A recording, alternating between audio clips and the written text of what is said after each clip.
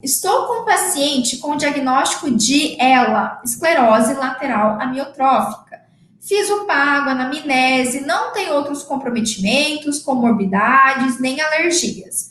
O batimento do paciente em repouso estava entre 115 e 120, então o paciente já apresentando uma taquicardia em repouso, né?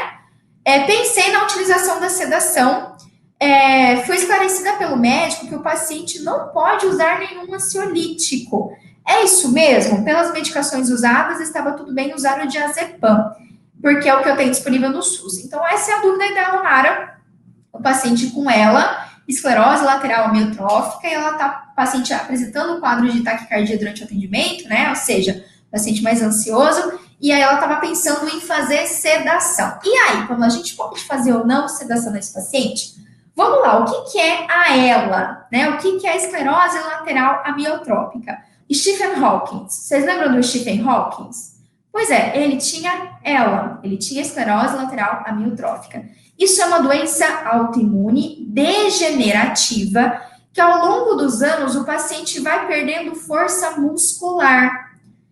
E isso, docs, afeta inicialmente, né, no começo da doença, afeta o músculo das pernas, né, tipo, das mãos, das pernas, aí o paciente não consegue mais andar, depois perde dos braços, perde da coluna, do membro superior, né, músculo de pescoço. Vocês lembram desse grande gênio, inclusive foi um grande cientista norte-americano, né, que faleceu há alguns anos.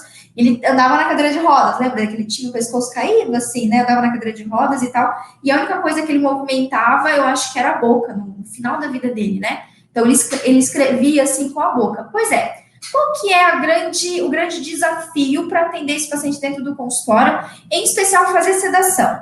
Não tem nenhuma contraindicação para o tratamento odontológico, pelo contrário, tem que ser executado. Esses pacientes vão ter uma dificuldade de higienização. Geralmente, com os anos, vão ser terceiros, né? O familiar, o cuidador que vai fazer a higiene. Então, fica defeituoso, geralmente, né? É um paciente que vai apresentar bastante doença periodontal em alguns casos, vai ter ali uma dificuldade realmente dessa higiene. Então, realmente precisa ser feito tratamento odontológico.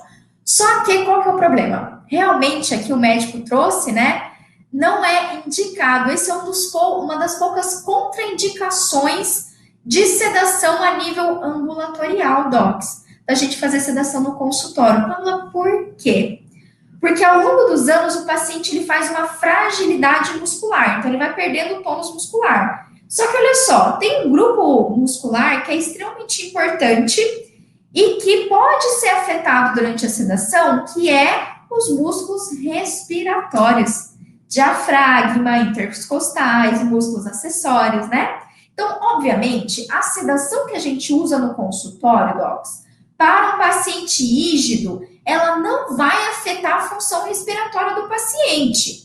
Tá? Ela vai causar um relaxamento muscular, mas, por exemplo, midazolam, diazepam, os benzodiazepínicos, eles não afetam a função respiratória do paciente. Só que aqui a gente não está falando de um paciente rígido, a gente está falando de um paciente com uma doença grave, inclusive doença rara, né?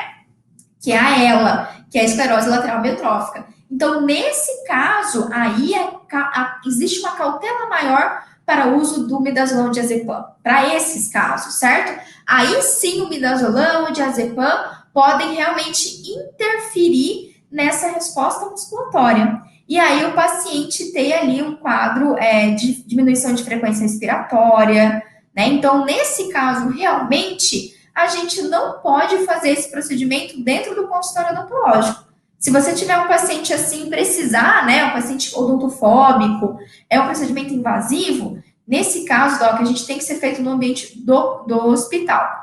Preferencialmente no centro cirúrgico, com anestesia geral, se der para fazer, né? Então, esse é o paciente mais delicado e realmente dentro do consultório a gente vai fazer todos os tipos de procedimentos que não precisem de sedação, tá bom? Que aí realmente vai ser indicado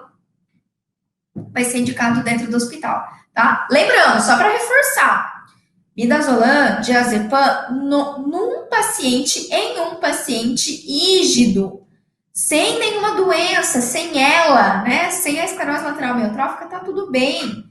Tá tudo bem, o paciente não vai ter ali se você fez o dever de casa, obviamente, né? Se você avaliou a interação farmacológica, usou uma dosagem segura para o paciente, você não vai ter uma depressão respiratória, né? Você não vai ter uma diminuição da frequência respiratória do tônus, do diafragma, do tônus respiratório. Você não vai ter isso. Pode ficar tranquilo, mas para esse paciente, a gente tem uma patologia rara, uma patologia delicada, isso sim pode comprometer. E é por isso que a maioria dos médicos realmente não vai sugerir, né, vai contraindicar o uso de ansiolíticos a nível ambulatorial. Fechou? You're the best.